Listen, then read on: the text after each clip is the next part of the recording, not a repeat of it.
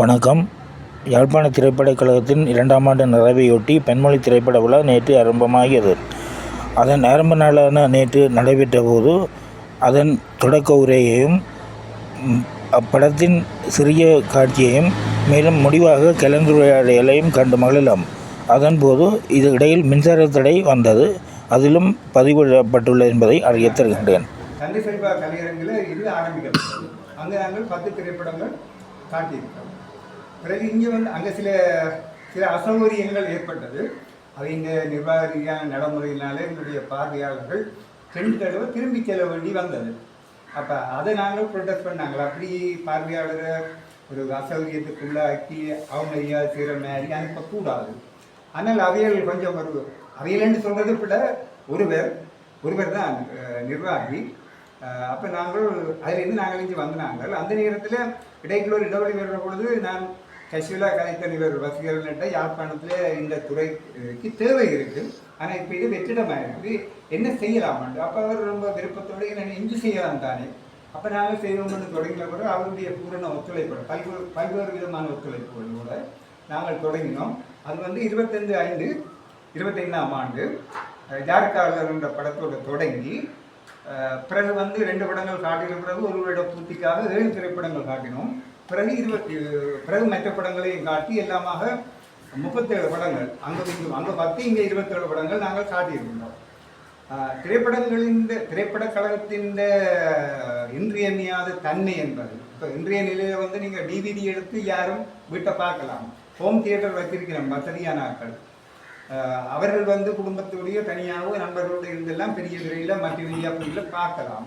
ஆனால் திரைப்பட கழகம் என்று சொல்கிறது பல்வேறு விதமான தரத்தில் உள்ளவர்கள், ரசனை உள்ளவர்கள், புதியவர்கள், பழையவர்கள், வயது வேறுபாடற்று ஒரு திரைப்படத்தை பார்த்தா வித்தியாசமான கலைத்துவ அம்சங்கள் கொண்ட படங்கள்.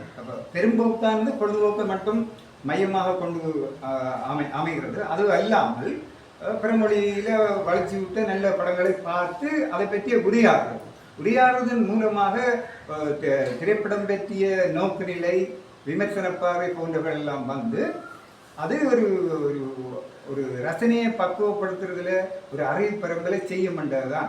அதுக்கு துணியாக இந்த கழகம் இருக்க வேணும். ஓரளவு அந்த இலக்கை நோக்கி தான் நாங்கள் போகிறோம். அதில் பார்வையாளருடைய ஒத்துழைப்பில் இருந்து கலந்துரையாடலின் பொழுது பல்வேறு விதமான அறிவு நிலையில் உள்ளவர்கள் கருத்து பரிமாற்றி அதை ஊக்குவிப்பவர்களில் இருந்து எல்லாமே சம்மந்தப்படுறது. அப்போ அந்த தொடர்ச்சியில் நாங்கள் தொடர்ந்து போவோம். 8 படங்கள், ஒவ்வொரு நாளும் 3 படங்கள்.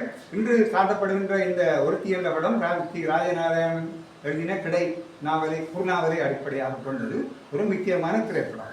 நான் அதிகம் பேசவில்லை, இதோடு நான் நிறுத்திக்கொள்கிறேன். அடுத்ததாக எங்களோட புத்தகங்களில் உரிமையாளர் இந்த திரைப்படக் கழகத்தின் யாழ்ப்பாண திரைப்படத்தில் இணைப்பாளரில் ஒருவர், அவர் இப்பொழுது உரையாற்றுவார்.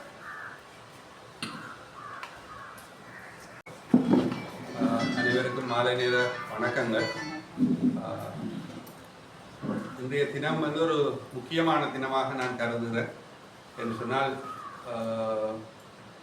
திரைப்படத்துறையை ஒரு ரசனை அடிப்படையில் மக்களிடம் கொண்டு போய் சேர்க்கிறதுல ஒரு தொடர் பயணத்தை இந்த திரைப்படக் கழகம்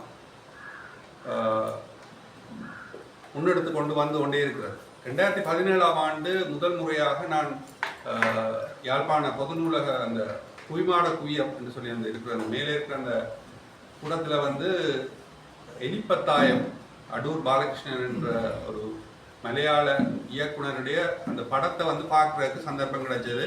அப்போ திரு ஜெயசுராஜா அவர்கள் அங்கே வாசகர் வட்டத்தில் தலைவராக இருந்தவர். அவரோட சேர்ந்து இயங்கின செயலாளராக சித்ராதர் என்று சொல்லி என்னோட படித்த நண்பர் இருந்தவர். அப்போ அவரோட சேர்ந்து தான் நான் அந்த காட்சியை பார்க்குறதுக்கு முதல் முறையாக போயிருந்தேன். ஒரு மிகவும் வித்தியாசமான ஒரு அனுபவத்தை அந்த படம் எனக்கு தந்திருந்தது. அந்த படம் மட்டும் இல்லாமல் அந்த படத்தை தொடர்ந்து இடம்பெற்ற கலந்துரையாடல், பலரும் முன்வைத்த விடயங்கள் எல்லாமே ஒரு படத்தை ஒரு சாதாரணமாக கேளிக்கையாக அல்லது ஒரு ஜனரஞ்சகமாக படமாக நாங்கள் பார்த்து வந்த அந்த திரைப்படத்தை வேறொரு கண்ணோட்டத்தில் பார்க்குறதை பற்றிய ஒரு சிந்தனையை எனக்கு ஏற்படுத்தியிருந்தது. அதில் தொடர்ச்சியாக பிறகு அங்கேயே கணக்க படங்கள் ஒவ்வொரு மாதம் ஒரு படம் திரையிட்டு கொண்டு வந்தார்கள். பிறகு அங்கே இருந்து செல்வா தந்தை செல்வா அந்த நினைவு நிலையத்தில் திரையிடல்கள் இடம்பெற்றது. அங்கேயும் வந்து நான் 2-3 படங்கள் பார்த்துருக்கேன். ஒட்டால் என்று சொல்லி ஒரு மலையாள படம் நினைக்கிறேன். அப்படி அந்த திரைப்படங்கள் மீதான ஒரு ஆர்வம் எனக்குள்ளும் ஏற்படுத்தினது வந்து திரைப்பட கழகம் தான். அதாவது சாதாரணமான கண்ணோட்டத்தில் இல்லாமல் ஒரு ரசனை அடிப்படையில் ஏற்கனவே ஜெயசுராஜ் குறிப்பிட்டது போல எங்களோட புத்தகங்களோட செயற்பாடுகள் தொடர்ச்சியாக இடம்பெற்று கொண்டு வந்த காலத்தில் அவர்கள் அங்கே தந்தை செல்வா அந்த நிலையத்தில் வந்து அந்த திரையிடலை தொடர முடியாத ஒரு சூழலில் அவர் என்னோட காட்சி கொண்டு கேட்கல, யதார்த்தமாகத்தான் நாங்கள் கதைச்சு நாங்கள் இங்கேயே படத்தை போடலாமே என்று. இன்றைக்கு நாங்கள் இப்படி 2வது திரைப்பட விழாவை இந்த இடத்தில் நடத்துகிறோம் என்றதுதான் அந்த சிறப்பான விடயமாக நான் பார்க்குறேன். உண்மையில் திரைப்படம் என்றது வந்து ஒரு சமூகத்துக்குள்ள பல்வேறுபட்ட வகைகளையும் பல்வேறுபட்ட தாக்கங்களையும் செலுத்தக்கூடிய ஒரு ஊடகம். அது வந்து எங்களுக்கு அல்லது சாதாரணமாக இங்கே இருக்கக்கூடிய மக்களுக்கு வந்து இவ்வளத்துக்கு அதை புரிஞ்சு கொள்ளக்கூடிய தன்மை இருக்கும்போது இல்லை. நான் 2000ஆம் ஆண்டு கொழும்புல ஒரு வர்த்தகத்துறை சார்ந்த ஒரு ஃபுல் டே ஒர்க் ஷாப்புக்கு போயிருந்தேன். அந்த ஒர்க் ஷாப்பில் வந்து ஃபுல் டே முழு நாளுமே வந்து சமூக வலைத்தளங்கள் ஊடாக எவ்வாறு சந்தைப்படுத்தல் உத்திகளை கையாளலாம், அதில் வந்து திரைப்படங்களும் ஒரு உத்தியாக, அதாவது முகநூல், அந்த பிளாக், யூடியூப் அப்படின்னு சொல்லி ஒவ்வொன்று வரைக்கும் திரைப்படங்கள், வானொலியை கூட அவர்கள் ஒரு கருவியாக அந்த இடத்துல குறிப்பிட்டிருந்தார்கள். திரைப்படங்களை எப்படி பார்க்கணும், எப்படி அவர்கள் எடுத்துக்கொள்ளணும் சொன்னால், சீனாவில் இருக்கக்கூடிய ஒரு குக்கிராமம், அது மிகவும் வறுமைப்பட்ட பின்தங்கிய ஒரு குக்கிராமம். அப்போ அந்த குக்கிராமத்தை அபிவிருத்தி செய்கிறதுக்காக அவர்கள் ஒரு திட்டம் கொண்டு போகிறார்கள். அந்த நாட்டில் அந்த பிரதேசம் அந்த பகுதிகளில் பிரபல்யமான ஒரு நகைச்சுவை நடிகரை எடுத்து அவருக்காக அந்த கிராமத்தினுடைய நில அமைப்புகள், அந்த அமைப்புகளை மையப்படுத்தி ஒரு சிறு கதையை ஒன்று எழுதி ஒரு நகைச்சுவை திரைப்படம், முழுக்க நகைச்சுவை திரைப்படம், ஒரு திருடன் அந்த கிராமத்துக்குள்ள ஓடி ஒளிகிறது மாதிரியான ஒரு கதையை முன் வச்சு ஒரு திரைப்படத்தை தயாரித்து வெளியிட்டால் அந்த படம் மிகப்பெரிய வெற்றி அடைகிறது. அந்த நிமிடத்தில் இருந்து அந்த கிராமத்தினுடைய பொருளாதார நிலைமை எங்கேயோ போய்விட்டது. இது நிஜமாக திட்டமிட்டு அவர்கள் முன்னெடுத்த ஒரு விடயம். இது மாதிரியான கணக்க விடயங்கள் திரைப்படங்கள் செய்ய முடியும். அது தனிய பொருளாதார மாற்றம் இல்லை, சமூக மாற்றங்கள், வெவ்வேறு மாற்றங்களை எங்களுக்கு தேவையான வடிவத்தில் நாங்கள் மாற்றிக்கொள்ளக்கூடிய ஒரு ஊடகமாகத்தான் இந்த சினிமா என்பது இருக்கிறது, திரைப்படம் என்பது இருக்கிறது. அந்த வகையில் நாங்கள் இங்கே எங்களுக்கு ஒரு மிகப்பெரிய ஒரு கொடுப்பினையாகத்தான் நான் பார்க்குறேன். என்று சொன்னால் அரிதான, நாங்கள் கேள்வியே பட்டிருக்காத மிக முக்கியமான விடயங்களை பேசுகிற படங்களை தேடி எடுத்து எங்களுக்காக காட்சிப்படுத்தக்கூடிய ஒருவராக திரு ஜெயசுராஜ் அவர்கள் ஒரு மிகவும் அர்ப்பணிப்போடு அந்த பணியை ஆசையோடு செய்து கொண்டிருக்கிறார். அதனால் எங்களுக்கு அந்த சந்தர்ப்பம் கிடைச்சி கொண்டிருக்குது. கடந்த வருடம் இடம்பெற்ற அந்த திரைப்பட விழாவில் கூட மிக முக்கிய படங்கள், இந்த ஒவ்வொரு படமும் வெவ்வேறு நாடு திரைப்படங்கள், ஒவ்வொரு படமும் பேசிய விடயங்கள் மிகவும் ஆழமானவை. அதை போல இந்த முறை வேறொரு கன்செப்ட் எடுத்திருந்த இலக்கிய, ஒவ்வொரு நாடுகளில் இருக்கிற இலக்கியம் சார்ந்த அல்லது இலக்கியத்துக்கு ஊடாக திரைப்படமாக்கப்பட்ட படங்களை இந்த முறை காட்சிப்படுத்துகிறார். அந்த வகையில் இன்றைக்கு இந்த திரைப்பட விழா தொடங்க இருக்குது. தொடர்ச்சியாக 30ஆம் தேதி வரைக்கும் இந்த படம் திரைப்படங்களுக்கே காட்சிப்படுத்தப்படும். இந்த திரைப்பட கழகத்தினுடைய வரலாறை ஒரு சிறு தொகுப்பாக அவர் தொகுத்திருக்கிறார். அது எங்களோட புத்தகங்கள் வெளியீடாக இன்றைக்கு வெளியீடு காண இருக்கிறது. ஒரு சிறிய புத்தகம், அது ஒரு முக்கியமான ஆவணமாகவும் இருக்கும் என்று நான் நம்புகிறேன். திரைப்பட கழகத்தினுடைய வரலாறு மிகவும் ஒரு சிறிய இதுக்குள்ள தெளிவாக தொகுக்கப்பட்டிருக்கிறது. அது ஒரு சந்தோஷமான விடயமாகவும் நாங்கள் எடுத்துக்கொள்கிறோம். அந்த வகையில் இந்த சந்தர்ப்பத்தில் இங்கே கூடியிருக்கிறவங்க எல்லோருக்கும் எனது நன்றிகளையும் தெரிவித்துக் கொண்டு நாங்கள் திரைப்பட காட்சிகளுக்குள்ள போகலாம். நன்றி. ஒரு விடயம் இருக்கிறது. அவர் குறிப்பிட்ட இந்த திரைப்பட சுவடுகள் இருக்கிற இந்த 54 பக்கங்கள் கொண்ட புத்தகம். அந்த புத்தகத்தின் முதல் சிறப்பு பிரதி கொடுக்கிற விஷயம் இருக்கின்றது. அதுக்கு பிறகு நாங்கள் கிருஷ்ணகுமார் பேசுவார். அதுக்கு பிறகுதான் படங்கள் வரும். இந்த சிறப்பு பிரதியை நாங்கள் வழங்கவிருப்பது நண்பர் கிருஷ்ணகுமார் அவர்கள். அவர் அமைதியானவர். அவர் ஏராளமான திரைப்பட கட்டுரை எழுதியிருக்கின்றார். ஒரு தொகுப்பு இப்ப அறகுறையில இருக்குது. அந்த புத்தகம் வெளியில வந்தா இவர் யார் இந்த திரைப்பட இது பற்றி அவர் அவருடைய அப்ரோச் வித்தியாசமானது. அவர் மல்டி டிசிப்ளினரி அப்ரோச் என்று மாதிரி சொல்லலாம். அவர் ஒரு படத்தை பற்றி இதை பற்றி கதை இதில் உள்ள சுருக்கமான இதில் கூட அதை நாங்கள் அவதானிக்கலாம். கலைமுகத்தில் வரப்போற அந்த இதையும் பார்க்கலாம். அதில் நான் பாதித்தேன். அவர் நீண்ட காலமாக ஏஜிஎன்ற தலைமையில் நாங்கள் இங்கே யாழ் திரைப்பட வட்டத்தில் இருந்து திரைப்பட ஆர்வலர். அதை விட தொடர்ச்சியாக இணையத்தில் ஏராளமான நல்ல படங்களை பார்த்து அதை பற்றி சிலருடையாவது சாய்த்து கொண்டு வருவார். அவர் அவ்வப்பொழுது நல்ல கட்டுரைகளை எழுதியிருக்கிறார். நான் நினைக்கிறேன் முதலாக இவர் பிரான்சில் இருந்த பொழுது கோமுத்தினுடைய தொடர்பினால இந்திய திரைப்பட விழா அங்கு நடந்த பொழுது இவர் பிரான்சில் இருந்து அவருக்கு சொல்லி ஒரு கட்டுரை எடுத்து அலையில போட்டுறாங்க. அதுக்கு பிறகு ஸ்மிதா பட்டேல் இறந்த பொழுது அவர் முக்கியமான நடிகர். ஒரு பக்கத்திலே அது கூட ஒரு பிரான்ஸ்லேயும் தான் எழுதினார். அப்பவே நாங்கள் இவரை அடையாளம் கண்டுட்டோம். அத்தகைய ஒருவருக்குத்தான் நாங்கள் இதை முதல் பிரதியாக கொடுக்கின்றோம். அவரை இப்பொழுது அந்த பிரதியை பெற்றுக்கொள்ளுமாறு ஜாப்பான திரைப்பட கழகத்தின் சார்பில் நாங்கள் பெற்றுக்கொள்வோம்.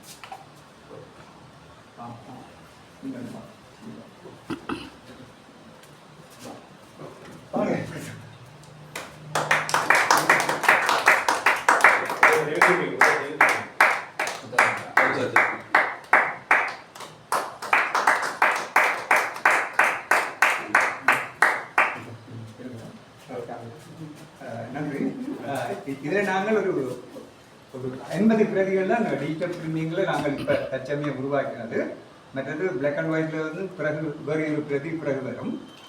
இந்த பிரதி அடக்கவில்லை கூட, ஆனால் நாங்கள் 300 ரூபாய்க்கு கொடுக்குறோம். விரும்புகிறவர்கள் பெற்றுக்கொள்ளலாம். சரி, அடுத்ததாக இன்றைய நிகழ்ச்சியில் மூன்றாவதாக கிருஷ்ணகுமார் அவர்கள் திரைப்படம் சார்ந்த திரைப்பட கழகம் சார்ந்த தன்னுடைய கருத்துக்களை பயன்படுத்துவார்.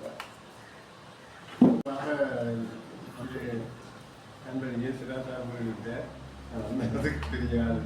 ஆனால் திரைப்படம் சம்பந்தமாக எனக்கு நீண்டதாக ஈடுபாடும் விருப்பம். அது நான் சிறு வயதிலேருந்து படங்கள் பார்க்கலாம். ஆனால் இப்போ நான் 80ஆம் ஆண்டு வாக்கில் பிரான்ஸுக்கு போனால் அப்போ அவர் தனிப்பட்ட ஒரு வகையில் அந்நியப்பட்ட வாழ்க்கையில் என்ன புத்துணர்வோடையும் செழிப்போடு உணர்வோடைய மற்றிருந்தது திரைப்படங்கள். அதிலையும் குறிப்பாக அந்த ஆண்டு இந்திய ஆண்டாக பிரான்ஸ் பிரகடனப்படுத்தியிருந்தது. 2 வருடங்கள் தொடர்ச்சியாக அதிலே பல்வேறு விதமான இந்திய நிகழ்ச்சிகள் நடந்தது. முக்கியமாக இந்திய திரைப்பட விழா நடந்தது சென்ட் ஜார்ஜ் கம்ப்யூட்டர் என்ற இடத்துல. அந்த இடத்துல கிட்டத்தட்ட 100க்கும் அதிகமான இந்திய திரைப்படங்கள் பல்வேறு தலைப்புகளில் நடிகர்களின் பார்வையில் இந்திய திரைப்படம், டிரெக்டர்கள் என்ற பார்வையில் திரைப்படம், மற்றது ரெட்ரோஸ்பெக்டிவ் பழைய படங்கள் 2 கணிப்பிட்டு மிக அருமையான ஒரு திரைப்பட விழா. அந்த விழா பெற்று அந்த குறிப்பிட்ட நண்பர் சொன்ன அதில் நான் நேரடியாக பிரபல திரைப்பட இயக்குநர்கள் அருள் கோபாலகிருஷ்ணன், அரவிந்தன், மற்றது சத்யஜித் ரே, இப்படி சப்னா அஸ்மி, ரஷுமின் ஷா, இப்படி போன்ற கோபி நடிகர் இவைகளை நேரில் காணக்கூடிய இந்த படம் முடிஞ்சாலும் டிஸ்கஷன் மாரி அதை காணக்கூடியதாக இருந்தது. அதே மிகப்பெரிய ஒரு சினிமானது.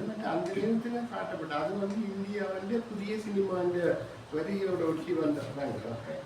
பிரபல்யமான நடிகர்களாக இருந்த நர்சுவின் ஷா, சபனா அஸ்மி, ஓம் பூரி,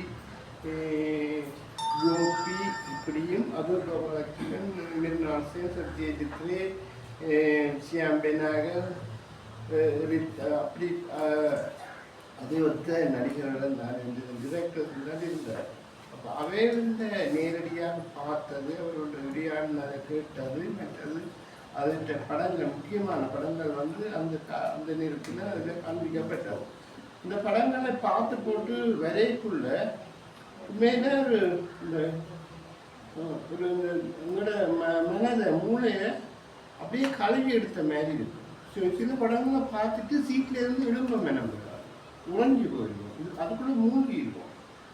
அப்போ அதுலேருந்து அது வந்து உண்மையில நாங்கள் சொல்லலாம் கலை வந்து மனிதனை தாக்குதோ தாக்கிலையோ எல்லாம் பெரிய இது இருக்கும். ஆனால் மனிதன் சிந்தனையை செல்வப்படுத்தப்போ அல்லது அதை ஊக்குவிக்கிறதுக்கும் திரைப்படங்கள் வந்து ஒரு முக்கியமான அம்சம். மற்ற திரைப்படம் வந்து ஒரு கூட்டு முயற்சி, அது தனிவரால் செய்கிறது இல்லை. இசை, நடனம், மற்றது கேமரா, ஒளிப்பதிவு, இப்படி பல்வேறு அம்சங்கள் நிறைஞ்சு ஒரு டிரெக்டரால் ஒழுங்குபடுத்தப்படைக்குள்ள பல பேருடைய கூட்டு உழைப்பு சேர்ந்து ஒரு முழு வடிவமாக வருகிறது. அப்போ அது ஒரு தனிமனிதனுக்குரிய ஒரு செயற்பாடு இல்லை, ஒரு கூட்டு செயற்பாடு. அது வந்து கூடிய வலுவானது, மோர் பவர்ஃபுல். அப்போ அதுகளை காணைக்குள்ள திரைப்படத்தின் வலிமை வந்து அது உண்மையில பெருசு. மற்றது இந்த அதன் பிறகு நான் இது வந்த பிறகு பல்வேறு படங்களை தெரிவு செய்வதற்கு பிறகுதான் இந்த கேன் ஃபெஸ்டிவல், ஒஸ்கார் அதுகளை பற்றியெல்லாம் செய்யும். மற்ற இந்தியாண்ட திரைப்பட கழகங்கள், மற்றது இந்தியாண்ட திரைப்பட விருதுகள் வழங்குகிற நிகழ்ச்சிகள், அது அப்படி என்று விரைவில் நல்ல படங்கள் இது கூடாத படங்கள் தெரிவு இப்படி வருது. அப்போ அதுகளை பார்க்கக்குள்ள திரைப்படம் சம்பந்தமான ஒரு ஈடுபாடு உண்மையிலேயே எனக்கு ஏற்பட்டது. அது உண்மையில அது எனக்கு என்ன கிட்டத்தட்ட அது எனக்கு ஒரு உயிர்வாத சக்திமே இருந்தது. பிள்ளையோ சரியோ தெரியாது. இலக்கிய படத்தில் ஒரு பார்க்கணும், படத்துக்கு நல்ல படம் வந்து நல்ல படத்துக்கு போடுவேன். அது எனக்கு விருப்பமானதாக இருந்தது. மற்றது இந்த ஆக்டர்ஸை பற்றி அறிகிறது, பிடிக்கிறது, சில விஷயங்கள் எல்லாம் சொல்லலாம். அரவிந்தன் மலையாள டிரெக்டர் இருக்கிறார், அவர் ஸ்கிரிப்ட் எழுதுறதே இல்லை. ஒவ்வொரு ஒரு மாதிரி ஸ்கிரிப்ட் எழுதுறதே இல்லை. அந்த நேரத்தில் ஒரு அடப்டாக தான் நீங்கள் தயாரிக்கிறது. ஆனால் நீ அற்புதமான டிரெக்டர். அப்போ அப்படி கணக்கு இருக்கு, ஒவ்வொரு போக்கும் ஒவ்வொரு மாதிரி. இப்போ இப்படி இருக்கைக்குள்ள தான் இங்கே வந்து இப்போ நாங்கள் இந்த சூழலுக்கு வரோம். இப்போ இதுக்கிடையில் இங்கே ஆரம்பத்தில் அந்த திரைப்பட நடவடிக்கைகளையும் எனக்கு அப்போ வயசு குறைஞ்சது. அப்போ ஒரு ஈடுபாடு இருந்தது, போய் படங்கள் கணக்கு பார்த்துருக்கோம். இப்போ அதுன்ற தொடர்ச்சி மற்றது இதுகளெல்லாம் இங்கே திரைப்பட நடவடிக்கைகள் நடக்கல. அதில் என்னையும் நானும் நினைஞ்சு கொண்ட இருந்தது. ரெண்டாவது அதுக்கு பிறகு அனோமா ராஜகண்ண இங்கே எங்களுக்கு திரைப்பட ஒழுங்கு பண்ணி செய்யக்குள்ள நான் பைத்தியம் மாதிரி ஓடிச்சிடுவேன். எந்த இடத்துல என்ன வெளிக்கிறதோ அந்த வெளிக்குள்ள போய் படத்தை பார்த்துருவேன். மற்ற படத்தை பற்றிய ஸ்டடி பண்ணி முதல்லையே இதில் ஹெட்லையும் பார்த்து டிரெக்டர் இந்த மாதிரி படம் பார்க்க வேண்டிய படம் என்ற ஒரே நேரத்தில் சில படங்களோடு அப்படின்னால அது கஷ்டம் பார்க்குறோம். தெரிவு செய்து ஒரே நாளில் 3 படம் பார்த்துருக்கேன். 3 படம் பார்த்தா சில ஒரு கிருதி இருக்கும், அந்த கொள்ளாத வேலைக்கு. ஆனால் அந்த திரைப்படத்தில் உள்ள ஆர்வத்தால் அப்படி செய்திருந்தாங்க. பக்கத்தில் நான் கையில் சொல்லிடுவோம், டாக்டர் நாங்களோட வேலையை பார்த்துட்டு அப்புறம் அடுத்த சேனல் பார்த்து இங்கே வந்துடுவேன். அப்புறம் இங்கே கிளத்துல இருந்தேன், கிளம்பிடுவேன், மெஜஸ்டிக் இருந்தால் அப்படி ஒரு திரைப்படம் சம்பந்தமான ஒரு ஒரு ஒரு பேராசை பிடிச்ச அதாவது நான் இருந்தேன். ஆனால் நான் தயாரிப்புகளையோ டெக்னிக்கல் சம்பந்தமானதோ இல்லை. ஆனால் ஒரு நல்ல திரைப்பட ரசிகனாக, அதாவது சினிமா மொழியே ஓரளவுக்கு புரிஞ்சு ஒரு நிலைக்கு வர மாதிரியான இது இருந்தது. அந்த வகையில் தான் எங்களை இங்கே ஜெயசுராசா உருவாக்கின திரைப்பட கழகம் வந்து அதோட நான் எனக்கு பிடிக்கும். அதோட சேர்ந்து பேரரசியில் ஆரம்பத்தில் உருவாகி நாங்கள் முந்தைய சும்மா இருக்காமல் கொஞ்சம் படங்களை பார்ப்போம் என்ற யோசனையிலான் இது உருவாக்கப்பட்டது. ஆனால் அதிசயிக்கத்தக்க வகையில் எந்த ஒரு திரைப்பட விழாவுக்கும் சற்று குறைவில்லாத வகையில் மிக நல்ல திரைப்படங்களை இந்த 2 ஆண்டுகளில் 30க்கும் மேற்பட்ட திரைப்படங்களை காண்பித்திருக்கிறோம். காண்பித்திருக்கிறாண்ட முக்கிய பங்கு வந்து நிச்சயமாக ஜோசிதாசோடு தான் தேவை. திரைப்படத்தை தெரிவு செய்கிறது, சம்பந்தமாக குறிப்பெடுக்கிறது, அதை பற்றி யோசித்து அதை தேடி செய்கிறது, சப்டைட்டில் எடுக்கிறது, படம் சகலத்தையும் வந்து இயேசுதாஸ் வந்து ஒரு தனி மனிதர். அவர் எழுத்தாளர் என்றதையும் பார்க்க இதுக்குள்ள இருக்கிற வர்ற விஷயம் வந்து கூட அவற்றை அர்ப்பணிப்பு வந்து சாதாரணமானதாக இல்லை. அப்போ அப்படி எடுத்து தயாரித்து 30க்கும் மேற்பட்ட படங்களை காட்டியிருக்காங்க. இந்த படங்கள் அத்தனையும் வந்து சாதாரண படங்கள் இல்லை, உண்மையில் மிக மிக பெருமதியான படங்கள். இந்த புத்தகத்தில் கிடக்குது நான் அந்த காட்டின படங்களுக்கான லிஸ்ட்டுகள், கொட்டால் பாடெல்லாம் வந்து ஒரு முக்கியமான படம். அது நசுதீன் ஷாஷிய தபனாஸ்மி நடித்த படம், ஒரு பிரபல்யமான படம். மற்றது பெர்னார்டோ ஆல்வா என்ற வீடு, கடலுங்களை வந்து ஒரு முக்கியமான ஒரு ஹெமிங்வே இந்த கதை அதை உருவாக்குனது நல்ல அருமையான படம். மற்றது ரொம்ப ஷெரீஃப் தான் நடிச்சிருக்கிறேன். மற்றது முக்கிய இன்னொரு படம் வந்து ஹலிமாவின் பாதை, ஹலிமாவின் வழி என்ற படம்.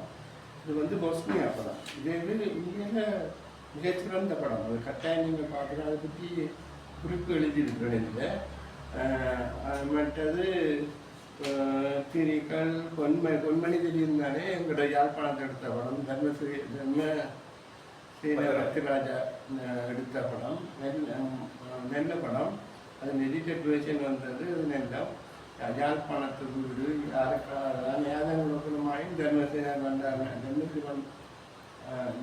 தர்மசேன சத்யராஜா என்ற படம் இது முதல்ல இங்கே ஜப்னாவில் காண்பிக்கப்பட்ட அந்த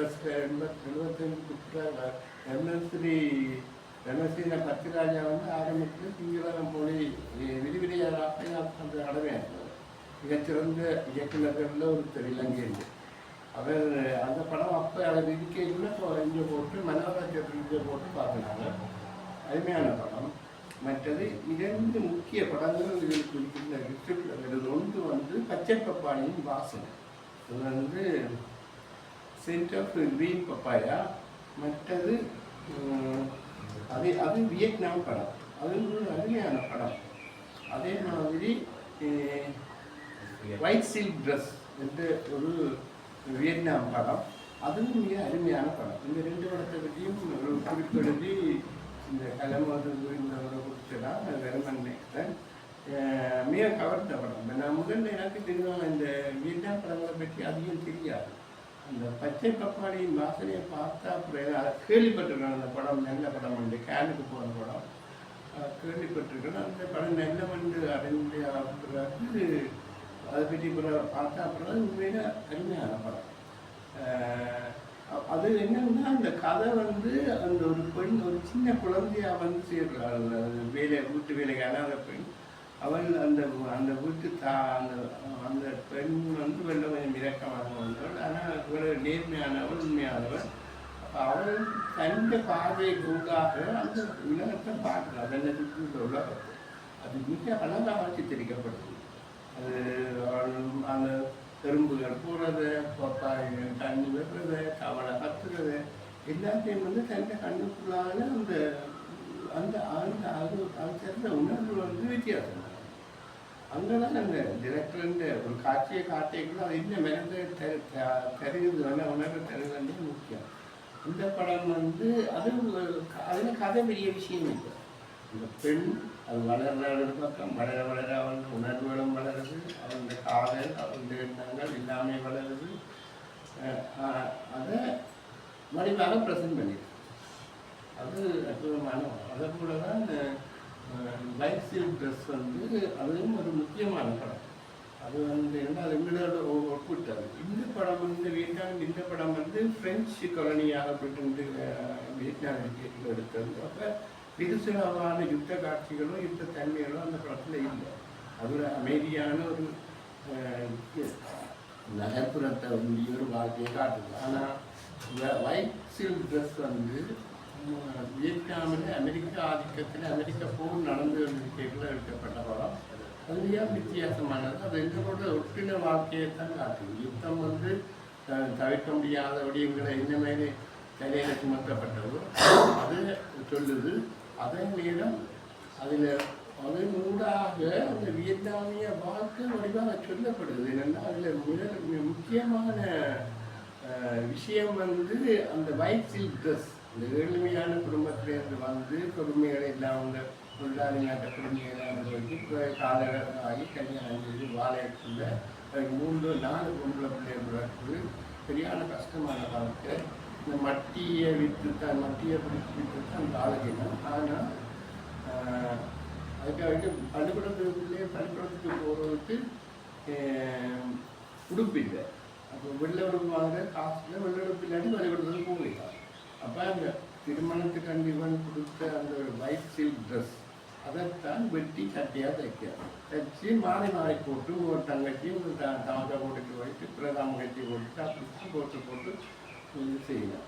அந்த ட்ரெஸ் வந்து பல நேரம் அது தண்ணிக்கு போகுது, அடைஞ்சு போகுது, அது செய்து அப்படியே கேட்கும். அந்த கதை சொல்லப்படுது.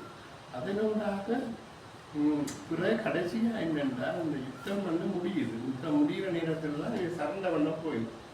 அது வியட்நாம் இங்கே சவுத் வியட்நாமிலிருந்து தென் வியட்நாமில் நோக்கி போயிடும். பிறகு அப்போ அந்த போயிட்டுள்ள அந்த ட்ரெஸ் தான் விடக்கூடியாகவும் பார்க்கப்படுது. இதுக்கிடையில் இந்த குறிப்பிட்ட காலத்துக்குள்ளே தாய் சாகா, பெண் சாகா, மூத்த மகள் சாகா எல்லாம் இந்த ஓரங்களில் ஒரு பொம்மலிருந்து இந்த சாப்பிட்டு சாகுது. இந்த குடும்பத்துக்கு போய் பெஞ்சாகிறான். தாய் வந்து அந்த மட்டியலில் போய் அதுக்குள்ள கடலுக்கு வளர்ந்து சாகுது. இப்படி பல்வேறு இதுகளுக்குள்ளாக வரைக்குள்ள அந்த காட்சிகள் வந்து மிக அற்புதமானதாகவும் மனதை தைக்கக்கூடியதாக இருக்கு. அதில் முக்கியமான விஷயம் என்னென்னா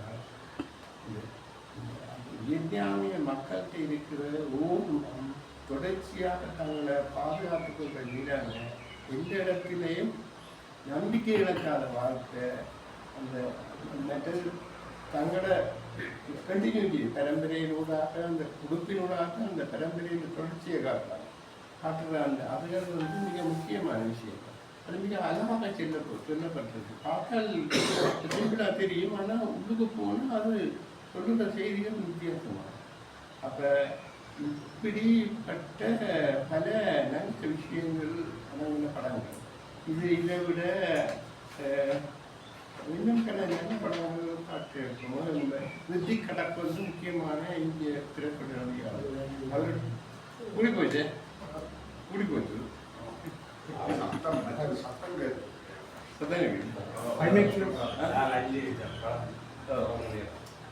ரித்திக் கடக் வந்து முக்கியமான ஒரு திரைப்பட நடிகையாளர். அவருடைய 3 படங்களை தேடி எடுத்து ஜெயசுதாசன் கொடுத்தாங்க.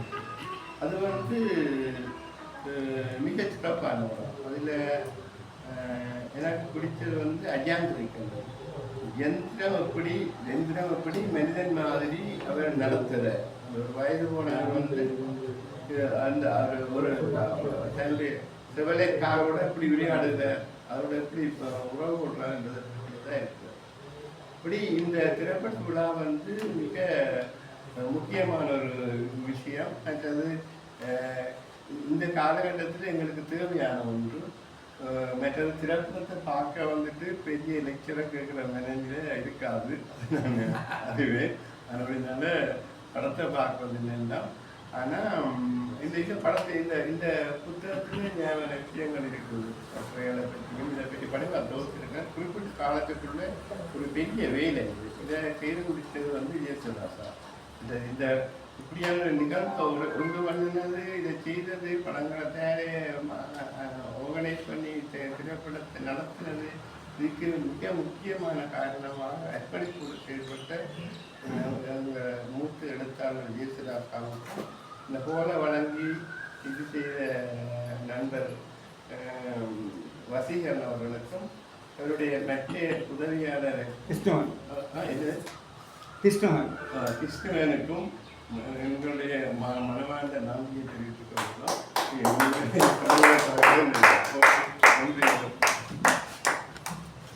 நாங்கள் நேரடியாக திரைப்பட காட்சிக்கு போகலாம்.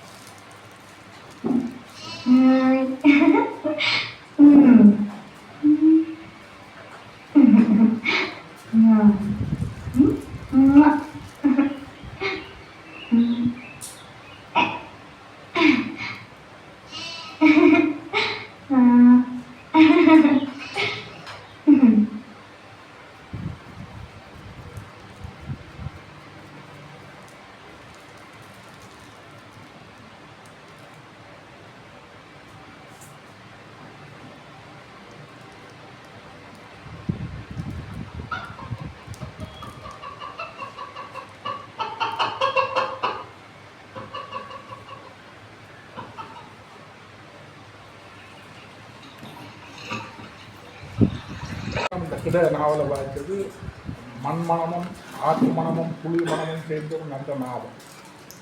ஒரு நாவலை வாசித்து போட்டு படமாக பார்க்கக்கூடாதுன்றதுக்கு இந்த படம் நான் சொல்கிறேன். அதில் வந்து நியாயமான நடைமுறை செய்கிற ஒரு இடையர்கள் இப்படி வெள்ளை வட்டியும் கட்டி கொண்டு வெள்ளை சால்வையும் போட்டு கொண்டு இருக்க மாட்டாங்க. அந்த செயற்கையான இதுகள் இந்த காப்பை உடைக்கிறது அதில் உடம்பு காட்டுப்படும். அது அவரில் வந்து பேருந்து அந்த இதை எடுக்கிறவர் தடையங்கள் எடுக்கிற ஒரு அந்த கதையில் நல்ல அழகாக முள் வாங்கி எடுக்கிற கதையெல்லாம் இப்போ தான் ஞாபகம் இருக்குது. இப்போ இதில் அந்த முள் வாங்கி விழுத்துறது காட்டுப்படுது, அப்படி விழுத்துறதுமே. இது வந்து அதெல்லாம் காட்டுப்படாமல் கதையில் காட்டுப்படாமல் அவர் வந்து சேர்த்து பேருந்து ஆட்சி வந்து அவர் கண்டுபிடிக்கும். அப்போ அருமையான ஒரு அது படம் கதையை வாசிக்காமல் படத்தை பார்த்தோம்னா சரி நல்லா இருக்கும் அப்படின்னு. அதுக்கு அந்த கிராமத்தின் இது காட்டு மிளகு அனுபவம் அவர் சொல்லுவாங்க ஹேர் அனுப்பு ஆனால் வந்தது ரவி. அதான் ஒரு அடிப்படை அறிவு கிராமத்தை பற்றி ஒரு அடிப்படை அறிவு இல்லாமல் தயாரிக்கப்பட்ட படமாக இருக்காது. ஆனாலும் ஒரு நல்ல கதையை படமாக்கி அது புற நிறைய இருந்தாலும் அதை இதாக பண்ணுறது மிக நுட்பமாக அந்த சொன்ன விஷயம் வந்து மிக நுட்பமாக இந்த சாதி எப்படி எப்படி பாதிக்கப்படுது, சாதி எப்படி எப்படி அங்கே உணர்ந்திருக்கிறதே மிக நுட்பாக. ஆனாலும் எனக்கு அந்த கதை வாய்ந்த திருப்தி அதில் ராஜமன்னாராயணன் சொல்லு அது ஒரு இடத்துல வருது. இந்த செவனி வெத்திலை போடுறான். வெத்திலை போடுறதுக்கு வெத்திலைக்கு குறும்பட்டியம் போட்டு அந்த வெத்திலை இலையும் போட்டு போடுவீங்க. அது நெத்தியில் வேற பிடிக்கும். ராஜாங்க இளம் போதையில் வேபத்துக்கு பிடிக்கும். ஏன்னா அவன் அந்த வேற வாசத்தையும் அந்த வெத்திலை வாசத்தையும் நுகர்ந்துட்டான். அந்த கிராமிய மனங்கள் அந்த கதையில அப்படி அச்சுட்டா இருக்குது. ஆனால் இந்த படத்தை நான் கிராமிய என்பது எனக்கு கொஞ்சம் கஷ்டமாக இருக்கு. இருந்தாலும் இது ஏற்பாடு அந்த இலக்கண திரைப்பட வட்டத்துக்கு நன்றி.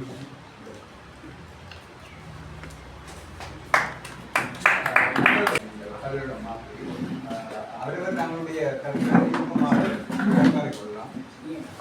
இங்கே இருந்து ஒருவர் கதைக்கிறதை விட கொஞ்சம் அட்ஜஸ்ட் பண்ணி அது கருத்தை சேர்ந்த கருத்து நான் ஒரு கருத்து விரும்புகிறது என்றால் இந்த திரைப்படங்களை இலக்கியங்களை வந்து அப்படியே திரைப்படங்களாக தொடர்பாக பல்வேறு விதமான கண்ணோட்டங்கள் அச்சுத்தாக அதை அப்படியே கொண்டு வருவதா அல்லது அடிப்படையான அம்சங்களை கொண்டு வருவதாண்டதில் வந்து வித்தியாசமான கண்ணோட்டம். இப்போ உதாரணமா தமிழில இதுவரைக்கும் வந்து மிக முக்கியமான படங்கள்ல ஒன்று உதிரி பூக்கள்.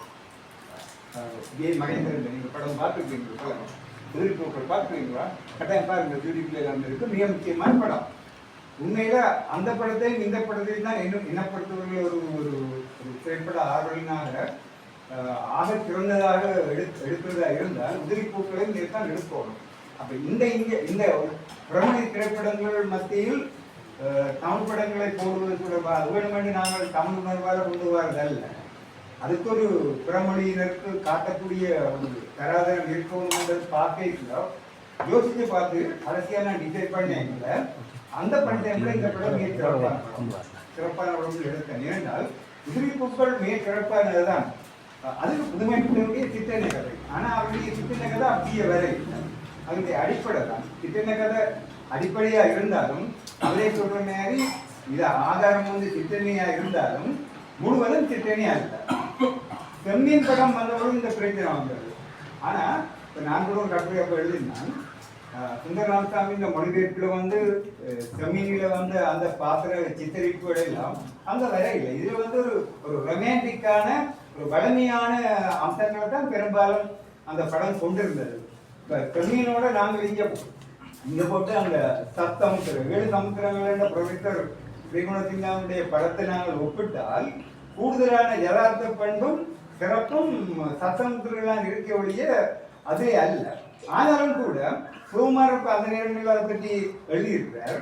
எப்பவும் வந்து இலக்கிய படைப்புகளை திரைப்படமாக்கும் பொழுது பூரணமாக நாங்கள் அந்த நாவலில் அல்லது இலக்கிய படைப்பின் அம்சங்களை அப்படியே கொண்டு வர வேண்டும் என்று எதிர்பார்க்க கூடாது. நல்ல உதாரணம், இந்த படம் வந்த பொழுது டி. ராஜ நாராயணனுக்கு இந்த படம் பிடிக்க இல்லை. அதுக்கு 2 காரணம் இருக்கு. ஏன்னா அவர் சிறந்த இலக்கியவாதியா இருக்கலாம், ஆனால் அவர் சிறந்த திரைப்படங்களை விளங்கிக் கொண்டு ரசிக்கிற ஒரு வளர்ச்சியில இருந்துக்கிறேன்னா நிச்சயமா இல்லை. அப்ப நாங்க அதுக்குள்ள மாறாட்டம் செய்யக்கூடாது. அவரோட பெருமைப்படுத்தக்க எழுத்தாளர் தான் ராஜநாராயணன். அப்ப அவரை கவராததுக்கு நீங்க சொன்ன மாதிரி தான் எழுதின வேற கருதுற. அதுல முக்கியமா அந்த பூர்ணாவல்ல வந்து நான் நினைக்கிறேன் இந்த அதாவது என்ன அந்த பிரிட்டிஷ் அந்த அதிகாரிகிட்ட பார்த்து அப்படி 2-3 அம்சங்கள் நான் பிறகு இப்ப இல்லை பிறகு நான் பார்க்க நானும் அதை விளங்கி கொண்டேன். அங்கதான் நாங்க பார்க்கணும் என்னென்றால் முக்கியமான விஷயம் நான் இல்லை பொதுவாக சொல்லக்கூடிய ஒரு கருத்து இருக்கு என்னென்னால் ஒரு முக்கியமான இலக்கிய படைப்பில் ஆதாரமான அம்சங்கள் இந்த புதிய வடிவத்துல செம்மையாக கொண்டு வரப்பட்டிருக்கிறதாக தான் பார்ப்போம். அப்படி பார்க்கிற பொழுது இது ஒரு மிக பாப்புலான இதாகத்தான் இருக்கு. அந்த அந்த கிராமியத்தை சித்தரிக்கிறது என்பது அந்த பாத்திரங்களை உருவாக்குதல் என்பது பாருங்க, அதுல நடித்த பெரும்பாலான ஆட்கள் உங்களுக்கு பரிச்சயமே இல்லையா. அந்த பெண் உட்பட அந்த மற்ற கிராமிய மனிதர்களை வாழ்வர்கள் நீங்க கண்டுப்பீங்களா? அவர் தேவதி என்ற படத்துல மட்டும் அந்த இளப்பெண்ணுடைய தாப்பனா வார அரசனா வார ஞாபகம் இருக்கலாம் உங்களுக்கு. அதை விட வேறு எதுலையும் உங்களால் அடையாளம் காண முடியல. அப்ப அந்த கிராமிய பாத்திரங்களுக்கு உகந்த முறையில ஒரு சிறப்பாற்றல் உள்ளவரை கொண்டு வந்து இதை உருவாக்கி இருக்கு. இசையை பாருங்க, எல் வைத்தியநாதன் கிராமிய இசை. அந்த எல் வைத்தியநாதன்ங்கிறவர் வந்து நீங்க கேள்விப்பட்டிருக்கீங்க, அவர் பிரபலமான வயலினிஸ்ட். அவர் வந்து வட்டுக்கோட்டையில் நீண்ட காலம் வாழ்ந்து இருக்கிறார். அதாவது அதாவது 83ஆம் ஆண்டு இன கலவரம் என்று சொல்றது பிள்ளை தமிழர் மீதான இன வன்முறைக்கு பிறகு அந்த தீரத்தை ட்ரெஜடி ஆஃப் ஜாக்னா என்று சொல்லி ஒரு இசை பீஸ் வந்து கசட்டை வெளியிட்டு கனையாளியில வந்து அதை நாங்கள் இசையில நாங்கள் ஒர்க் பண்ணல அதை நான் பதிவு செய்திருக்கிறேன். அவருக்கு ஜாழ்ப்பாணத்தோட மிக நெருக்கமான தொடர்பு. அவருடைய தகப்பனார் வந்து அந்த ராமநாதன் அகாடமியில வந்து விரிவுரையாளராக இருந்தவர். சரிதானே? அவர்தான் இசையமைத்திருக்கிறார். இந்த படத்தின் ஒட்டுமொத்தமான சாராம்சம் என்று பார்க்கல இதுவரை காலம் நாங்கள் வந்து பார்த்த படங்கள்ல ஒரு தமிழ் அடையாளம், தமிழ் தன்மை இருக்கு. அதாவது நிலம் வந்து தமிழ் நிலமா இருக்கு, கதை வந்து தமிழ் கதையா இருக்கு, பாத்திரங்கள் வந்து தமிழ் மனிதர்களா இருக்கிறார்கள். அடுத்தது வந்து இசை வந்து தமிழ் இசையா தான் இருக்கு. எல்லாம் திரண்டு தான் இந்த கலை வடிவம் அதுல வருது. இது என்ன பொறுத்தவரையில இது மிக முக்கியமான திரைப்படம் தான் நான் கருதுறேன். நாங்கள் ஒப்பிட்டு செய்கிற பொழுது சில பிரச்சனை வரும். உதாரணமா ஜானகிராமனுடைய மோகமுல்லை எடுத்த பொழுது அந்த ஞானசேகர் அவர் முக்கியமான நுரையாளர். 4-5 படங்களை சிறப்பான படங்கள் எடுத்துக்கிறார். ஆனால் இன்னும் சிறப்பாக அந்த படம் செய்யப்பட்டிருந்தாலும் பெரும்பாலானுடைய விமர்சனம் அந்த பெரிய அவருடைய மோகமுல் நாவலுடைய தாக்கத்தை தரவில்லை. ஆனால் இப்ப நீங்க மோகமுல்லையில அவருடைய பெரும்பாலான இந்த பெரிய நாவல்களை படித்தால் சரியான போரிங்கா இருக்கும். என்னை பொறுத்தவரையில பழைய அதாவது நான் நிலைமை காலத்துல 18, 20, 22 வயதுல படித்து வியந்த ஜானகிராமன் அவருடைய அந்த நாவல்களை நான் காண மாட்டேன். அவருடைய அம்மா வந்தால் போன்றவர்கள் மிக முக்கியமான சிறுகதைகள் முக்கியமான அது வேற விஷயம். இது வந்து தொடர்கதையா வந்தபடினால் நீர்த்து போன விஷயங்கள் என்னென்னு தெரியாது. அது ஒரு மிக மதிப்பீட்டுக்கு உட்பட்ட நாவலா தான் இருக்காது. அது வேற விஷயம். மற்றவர்கள் தன்னுடைய கருத்துக்களை பரிமாறிக்கொள்ளலாம். அதாவது இந்த படம் உங்களுக்கு எத்தகைய அனுபவத்தை தருகிறது பழமையான இதுல இருந்து. மற்றது இப்ப எங்களுடைய பலர் வந்து ஒழுங்காக திரைப்படங்களை பார்க்கிறவர்கள் பிறமொழி திரைப்படங்களை பார்க்கின்றோம். அப்ப அந்த கதையினுடைய அந்த மொழிக்கோள் அந்த விஷயத்தை கொண்டு வந்து இந்த அடிப்படையான அம்சங்கள் காட்சிப்படுத்தல் மிக முக்கியமானது. அந்த PS தரன் எல்லாம் ஒரு புதிய. ஆனால் நினைக்கிறேன் டாக்குமெண்ட்ரியில நிறைய கூடுதலாக விவரண படங்கள், அதாவது இப்ப சுவடி படங்கள் என்று சொல்லப்படும் என்று சொல்லுகிறார்கள். சுவடி படங்கள் தான் எடுத்திருக்காரு. மனுஷங்கடாண்ட படமும் இந்த படமும் தான் இவர் எடுத்த அதாவது முழுநிலை கலைப்படங்கள். அதுல எல்லாம் வந்து இந்த கலைஞர்கள் எல்லாம் வந்து இவ்வளவு ஆற்றலை வைத்துக் கொண்டுதான் இருக்கிறார். தமிழ்நாட்டுல ஆற்றல் இல்லாமல் இல்லை. அந்த பெரிய முதலாளித்துவ கட்டமைப்புக்குள்ள இந்த ஜனரஞ்சக அந்த ஸ்டார் வேல்யூ ஒவ்வொருத்தருக்கு எல்லா துறையிலும் அதுக்குள்ள அந்த ஆற்றல்கள் வந்து நசுக்கப்பட்டிருக்கு. அதை மீறி இளைஞர்கள் கொஞ்சம் பேர் செய்கிறாங்க.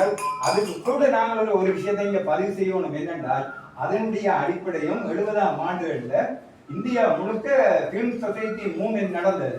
நாங்கள் பழைய சிற்றேடுகளை இப்ப கணையாடி, கத்திரதபர, ஞானரதம் இங்கெல்லாம் வந்து கொஞ்சம் கொஞ்சம் பிரதிகள் வந்து அதை படித்தால் அதுகளை பற்றிய பதிவுகள் எல்லாம் இருக்கு. பெங்களூர்ல இருந்து நடந்தது, டெல்லியில இருந்து நடந்தது, தமிழ்நாட்டில மதுரையில, திருச்சியில, நாகர்கோயில, சென்னையில இருந்து நடந்தென்றால் இந்த ஃபிலிம் சொசைட்டி மூவ்மெண்ட், அதாவது அவங்களுடைய உலகத்திலேயே மிகச்சிறந்த திரைப்பட காப்பகம் நேஷனல் ஃபிலிம் ஆர்கைவ்ஸ் பூனே என்ற இடத்துல இருக்கு.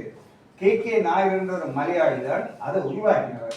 அவரை பற்றிய ஒரு மிகச்சிறந்த டாக்குமெண்ட்ரி வந்திருக்கு. அது எங்களுக்கு இப்ப கிடைச்சிட்டு நாங்க பார்க்கவே இல்லை. ஆனால் அந்த மனிதன் உருவாக்கி பெங்களூர்ல வந்து தென்மண்டல பிரிவு ஒன்றரை உருவாக்கியவர். அப்ப தமிழ்நாடு அல்லது கன்னடா அல்லது கேரளா, ஆந்திரா அவற்றில் உள்ள திரைப்பட கழகங்கள் 200 ரூபாய் கட்டி சவால் மூலம் அந்த பழைய ரீல் 16 மில்லிமீட்டர் ரீல்ஸ் எடுக்கலாம். அப்ப எடுத்து 16 மில்லிமீட்டர் ப்ரொஜெக்ட் எல்லாம் காட்டலாம். அப்படித்தான் 16 மில்லிமீட்டர் ப்ரொஜெக்டர்ல ஏஜியின் தலைமையில 79ஆம் ஆண்டு 82ஆம் ஆண்டு வரைக்கும் பின்மகூர்ல நடைபெற்றது. அப்ப அதுல வந்து மாதாந்தம் படங்கள் கூறுறாங்க, டிஸ்கஸ் பண்றாங்க. அந்த நேரத்தில் வந்த சிற்றேடுகளில நிறைய கட்டுரைலாம் இருக்கு. உண்மையில நாங்கள் பெற்ற ஆதர்சம் என்பது என்ன பண்றது இல்லை. பர்சனலி 68ஆம் ஆண்டு நான் அங்க ஜிபியூல ஒர்க் பண்ற பீரியட்ல மதிப்புக்குரிய சிவகுமார் தான் எனக்கு ஆட்சிப்படுத்துறேன். வெள்ளவக்கையில சௌகை தியேட்டர்ல பிரெஞ்ச் ஃபிலிம் ஃபெஸ்டிவல் நடக்குது. அப்ப எனக்கு 22 வயது. தமிழ் படங்கள்ல இருந்து பெருசா எனக்கு மற்றவர்களும் தெரியாது, ஹிந்தி படங்கள் கொஞ்சம். அப்ப 2 படம் பார்த்து அந்த கேஸ் பிடிபட்டு பிறகு அப்படி தொடர்ந்தது. அது மாதிரியான மாற்றங்கள் வந்து தமிழ்நாட்டில் வந்து அதுல அப்ப இளைஞர்களாக இருந்து வளர்ச்சி அடைந்த பலர் தான் இப்ப கிட்டத்தட்ட ஒரு 40-50க்கு மேல வித்தியாசமான படங்கள் வந்துட்டு யூடியூப்ல கூட கிடக்கு. பலர்கிட்ட கவனத்துக்கு வார இல்லை. ஏனென்றால் எல்லாமே இந்த ஜனரஞ்சக பிரச்சார போலியில எங்களுடைய ஆற்றல்கள், திறமையாளர்கள் எல்லாம் உரிய கவனம் பெற இல்லை. ஓகே, நான் காத்திருவோம் கூடாது. மெட்டர் நாங்களுடைய வச்சுக்கோம் பற்றி பார்க்கிறோம். நாங்கள் இப்போ வந்து 5:50 என்ன ஒரு 10 நிமிடம் நாங்கள் மேற்கொள்ளலாம். அங்கால கூட வேலை உள்ளவியல் அல்லது கொஞ்சம் கடைக்கு உள்ளவர்கள் நீங்கள் உங்களோட வசதிக்கு என்ன இங்க சுதந்திரம் இருக்கு. கட்டாயம் நீங்க இருக்கணும் மட்டும் இல்லை, கட்டாயம் கடைக்கணும் மட்டும் இல்லை, எல்லாம் சுதந்திரம். ஆனால் சேவண்டி கொள்றது நல்ல என்னென்றால் ஒவ்வொருத்தரும் என்ன மாதிரி புரிந்து வேண்டாம். ஒவ்வொருவருடைய தரங்கள்ல கண்ணோட்டங்கள்ல இருந்து வருகிற அதுவும் திரைப்படங்களுக்கு இந்த நோக்கம். சேர்ந்து படம் பார்த்தல், சேர்ந்து கதைத்தல், மற்றவருக்கு காது கொடுத்தல், அதை எங்களுடைய அனுபவத்தோட பொருத்தி பார்த்தல், கேட்கலாம், விடலாம். அதெல்லாம் அதுக்குள்ளே ஒரு டெமோக்ராட்டிக் ப்ரோசஸ் இருக்கு. ஒரு ஜனநாயக ரீதியிலான ஒரு செயல்முறை பாங்கு இருக்கு. அது வந்து பல விதங்கள்ல எங்களுக்கு ஹெல்ப் பண்ணும். ஒரு விஷயம் ஒரு மொழிபெயர்ப்பு ஒரிஜினல்ல இன்னொரு மொழியில மொழிபெயர்க்க 100% அதே உணர்வு அந்த மொழிபெயர்ப்பு நாமளும் கொடுத்துருக்கையோ ஏதோ கருதுன்னு சொல்லியில்லை. அதே மாதிரி ஒரு நாவலை திரைப்படமாக்கியும் 100% அச்சொட்டாக அது வராது. ஆனால் அதிൻ്റെ மையப்புள்ளிய கூறுகிற விஷயத்தை அந்த இதுக்கு பாதகம் ஏற்படாமல் தந்ததுன்னா அது பெரிய விஷயம் தான் நினைக்கிறேன். மற்றது எழுத்து மீடியம்ன்றது விஷயம் மீடியம்ன்றதும் இல்லை. இதில் எல்லாத்தையும் கான்செப்ட் கொண்டு தான் சொல்லலாம். மற்ற ஒவ்வொன்றுக்கும் அதுக்கான தனித்திறமை இருக்குது. எழுத்துக்கள் திறமை இருக்குது, அதே மாதிரி திரும்பத்தோடு திறமை இருக்குது. இந்த படங்களை பொறுத்தவரை அதனுடைய மைய ஓட்டத்திலிருந்து அது பெருசாக விலகி பெண்ணன் ஒரு கலைஞான ஹீரோயினாக தான் எனக்கு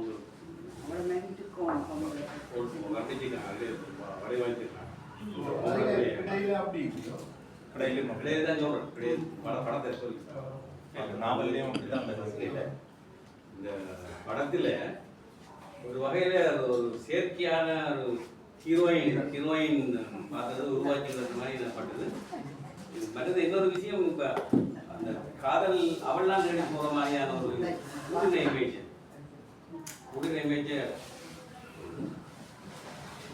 அதுக்கு ஒரு விளக்கம் சொல்லுவோம்.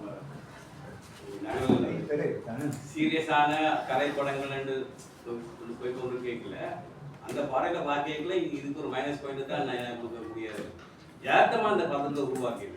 கடைசியா அவனுக்கு சொல்றாங்க, கடைசியா நீயும் செத்து போ, இன்னும் தீவிரமாக கொண்டு போறோம்னு ஒரு சஜஷன் சொல்லப்படுது. அப்போ ஆனால் அப்புறம் அவள் அப்படி இல்லாமல் அந்த ஹெப்பனையில் விட்டு கிடக்கு, அந்த எழுது போல பிடிக்கிற மாதிரியான சிம்பாலிக்கில் விட்டு கிடக்கு. அங்கே அவன் வந்திருக்கிறவன் வைக்கவே பின்னால் பார்த்து வந்தவன் அவன் தான் சொல்கிறான், இந்த மணி இது வந்திருக்கு இந்த அவளை அதை பிடிக்கிறான், பிடிக்கிற படத்தை பிடிக்கிறாங்க. அப்போ அதே ஒரு கோடி காட்டப்படுதுன்னு நான் நினைக்கிறேன். ஒரே அவள் அதே அந்த பின்னால் பிடிச்சவன கட்டுறதுக்கான வாய்ப்புகள் இருக்குமான்றது சொல்லாத செய்தி. அது இடையில எப்படின்னு தெரியல. இந்த இந்த சமரசங்கள் அம்சமாக செய்தாரா என்ற கேள்வி பெரிய வெளியாக இருக்கு. யோசிக்காக விட்டுக்கலாமோன்னு தான் கேள்வி. சொல்றீங்க அம்சகுமார் அந்த இயல்பு இந்த படத்துல இருக்கிறது மோகமுள்ளும் இலக்கியமாக படமாக்கப்பட்டது. அம்சகுமார் இந்த இலக்கியத்தை படமாக்கியிருக்கார். மோகன் இலக்கியம் படமாக்கப்பட்டது. அம்சகுமார் இயக்கத்தை பற்றி ஒரு சந்தேகம் இருக்கு. என்னன்னா சத்யராமூர்த்தி இந்த டாக்குமெண்ட்ரி செய்தவர் அம்சகுமார். சத்யராமூர்த்தி இந்த டாக்குமெண்ட்ரி செய்தவர் அம்சகுமார். அந்த இதில் டாக்குமெண்ட்ரியோட பேரிலேயே சத்யராமூர்த்தி இந்த முழுமையான இதை வெளிப்படைகிறது. அப்போ இதுலேயும் அதே மாதிரி இந்த அம்சகுமார் இந்த ஞானம் பற்றாக்குறையோ அல்லது முழுமையான இலக்கியத்தை கொண்டு வர முடியாத அவற்றை திறமையில பற்றாக்குறை இருக்கிறதா நீங்க நினைக்கிறீங்களா? இல்ல, எனக்கு அது பிரச்சனையே இல்லை. உங்களுடைய அனுபவத்தை நீங்க சொல்றது நான் மறுக்க தயாரா இல்லை. ஏனென்றால் அது உங்களுடைய தனிப்பட்ட அந்த ரசனையை தான் நீங்க வெளிப்படுத்துவீங்க. எனக்கு எந்த விதமான கிட்டரும் மாதிரி இல்லை, எந்த விதமான கிட்டரும் இல்லை. மற்றது அவருடைய ஞானம் கட்டாக்குறைன்னு நான் சொல்ல முடியாது. ஏனென்றால் இந்த நாள் இந்த இந்த அறிவித்தலை நான் அவர் எனக்கு தெரிந்தவர் தான் நீண்ட காலமாக. அவரை நான் 19 குலசிங்கம் முதல் முறையாக தமிழ்நாட்டு சுற்றுப்பயணம் போனாங்க. 1 மாதம் 82 ஆண்டு. அதே நேரம் இவர் பேங்க்ல வேலை செய்து கொண்டிருந்தார். திருச்சி ரயில்வே ஸ்டேஷன்ல நாங்கள் இவர் சந்திக்கிறாங்க. இவர்களுடைய குரு என்று சொல்றது, இப்ப நாங்கள் இந்த ஏஜி எங்களுடைய குரு மாதிரி நேற்ற மாதிரி ப்ரொஃபசர் ஆல்பர்ட் அவங்க ஆல்பர்ட் எழுதுவாங்க. அவர் வந்து அங்க ஒரு திருச்சி ஃபிலிம் சொசைட்டி வைத்திருந்தவர். அதை விட நவீன இலக்கியங்கள், அவர் இங்கிலீஷ் ப்ரொஃபஸர் தான். ஆங்கில இலக்கியங்களை பற்றிய அறிமுகங்கள் அந்த அதில் மாணவர் இளைஞர்களை எல்லாம் ஊக்குவித்து அவர் நிறைய கட்டுரைகள் வெளியிட்டு அவரை பற்றி ஒரு தொகுப்பு வந்திருக்கிறதா நான் கேள்விப்படுறேன். நான் எங்களுக்கு இந்த புத்தகம் இங்கே கிடைக்க எல்லாம் கிடைக்கிறீர்கள் தானே, அப்போதான் நாங்கள் கண்டுனாங்க. அவருடைய இந்த தொடர் வளர்ச்சியில அவர் முக்கியமான புத்தகங்கள் எழுதியிருக்கிறார். அவர் குறிப்பாக அவருடைய சினிமா ரசனை என்ற புத்தகம், இந்த ஃபிலிம் அப்ரிசியேஷன், இந்த சினிமா ரசனை என்றது தொடர்பான விஷயம் தான் முக்கியமானது. அதுக்குள்ள அடிப்படை அம்சங்கள் பலவற்றை அவர் வடிகாடுகிறார். நீங்க அந்த புத்தகத்தை 100 பிரிவுகள் புதிய பதிப்புகள் வரலாம். அதுக்கு பிறகு 3 புத்தகங்கள் வந்திருக்கு. அதை விட இப்ப நான் முந்த நாள் இந்த இன்விடேஷன் ஒரு அனுப்பினோம்னா அவர் எனக்கு அந்த வாட்ஸ்அப்ல எடுத்து தன்னுடைய படம் இங்கே போடுறது, அதுவும் முதல் நாளே போடுறேன்னா நாங்கள் உலகத்தையும் நாங்கள் பார்க்குறோம், இருந்த படங்களை பார்க்குறோம். எங்களுக்கு நாங்கள் பார்த்து இவர் பார்த்து அவர் பார்த்து கம்பட்டம் பண்ணிக்கிறார். நோ, உலகம் இந்தியா போகுது. அதுக்கு நாங்கள் முந்தி திருப்பி நாங்கள் சொல்லி காட்டுறோம்.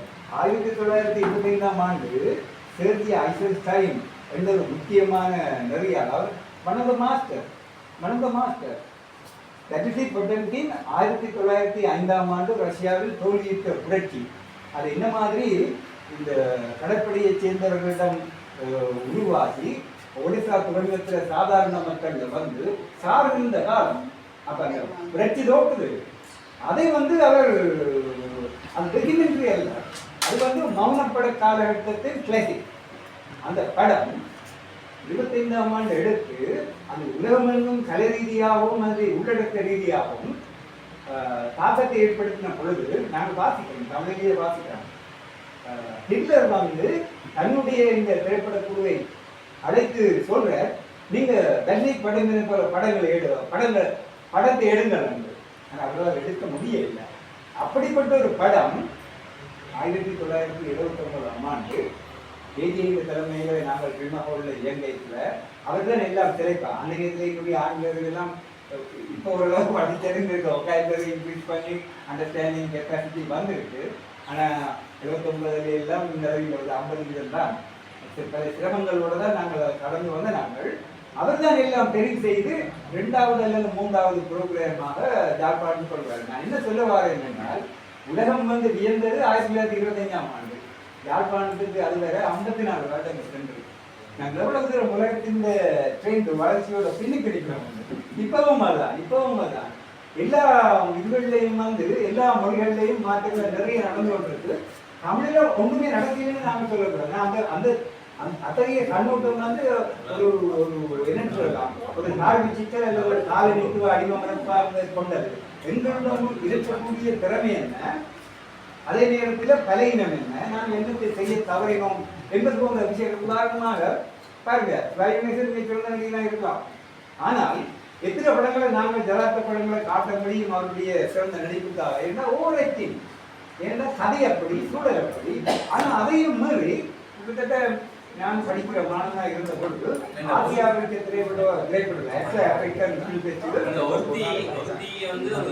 அன்ரியலிஸ்டிக் கரெக்டாக உருவாக்கப்பட்டிருக்கிறது. இந்த பாத்திரம், அந்த ஹீரோயின் ஒரு அன்ரியலிஸ்டிக் கரெக்டாக உருவாக்கப்பட்டிருக்கு. படைக்கப்படவில்லை. அவளை காதலை தேடி போற மாதிரி அவனுக்கு அவன் காதலை தேடி போறாம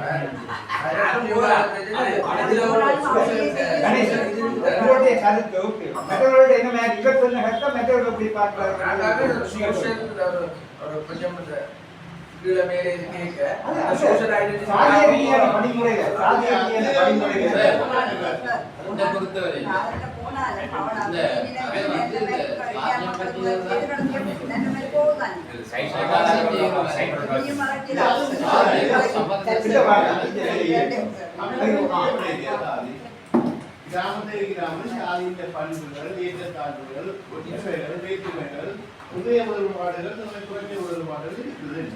இது அதுல ஒன்று எல்லாரும் நாங்கள் மற்ற உதாரணங்களை பார்க்க வேண்டி தாழ்த்தப்பட்ட சமூகத்துக்கும் உயர்த்தவர்களுக்கும் மோசமான உலகத்தில் இல்லை. இந்த 2 பேரும் இந்திய எடுத்துக்கொண்டு வந்தா அவள் வந்து அந்த கிராமத்தில் ஒரு விஷயத்தை செய்வது. ஆனால் அதை அந்த கிராமம் வைத்து அந்த பெற்று அதை ஒரு அவளை தனிமைப்படுத்தி விட்ட மாதிரி எனக்கு நல்லா பிரச்சனை கடைசியில் அவர் சொல்றாரு, எல்லாம் காதல் எல்லாத்தையும் விட இந்த மக்கள் அதோட சேர்த்து வாழ்றதான் முக்கியம். அது நான் எந்த பர்சன் வந்து எப்பவுமே ஒரு சோசியலி டிப்ரைவ்டான ஒரு கம்யூனிட்டி அல்லது நீங்க சொல்ற மாதிரி காஸ்ட் ஆக்களும் கூட இருக்கும் அட்டாக்கள் பார்க்கிறது அந்த படத்துக்கு கூட எனக்கு அப்படி கூட தெரிய தெரியும்.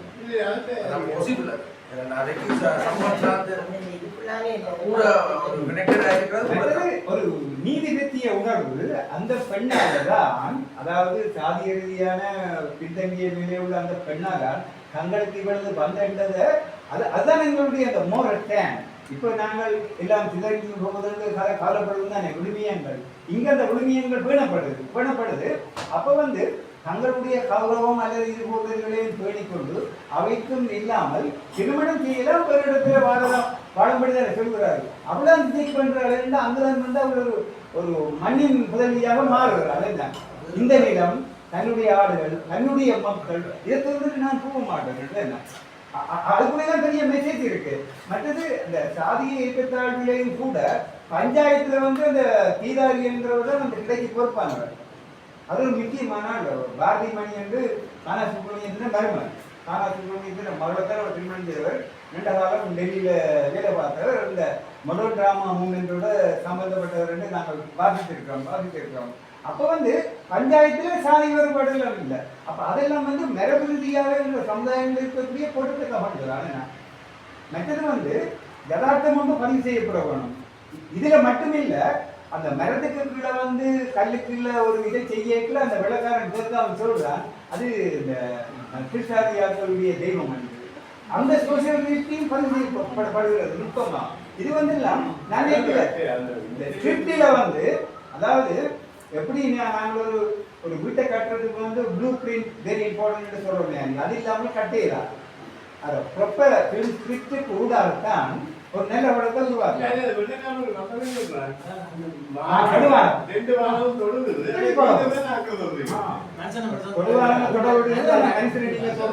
அப்ப இதான் பிரச்சனை என்னென்றால் நாங்கள் விரும்புறது எல்லாம் இதை பார்க்கிறாரு யதார்த்தத்தை எனக்கு அது புரிஞ்சு கொள்ள முடியல.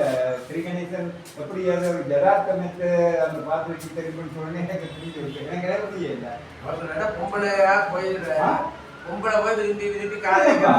அதாவது காதலுக்கோ காமத்துக்கோ சாதியோ மதமோ இனமோ தடையா?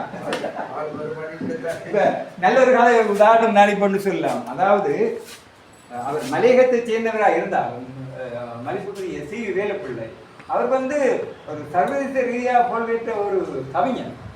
இந்த சிலோன் டீ கார்டன் தேயிலை தோட்டத்திலேருந்து அந்த மக்களுடைய துயரத்தை அவர் ஆங்கிலத்தில் எழுதுகிறார். இந்த சிலோன் டீ கார்டன் பிறகு எத்தனையோ வருடங்களுக்கு பிறகுதான் அந்த பாலையான்ற அவரும் ஒரு மலையகத்தை சேர்ந்தவர் அருமையாக அவர் மொழிபெயர்த்திருந்தார். இப்போ இன்னொரு மொழிபெயர்த்து வந்திருந்தார். அந்த புத்தகங்களுக்கு கிடைக்கல.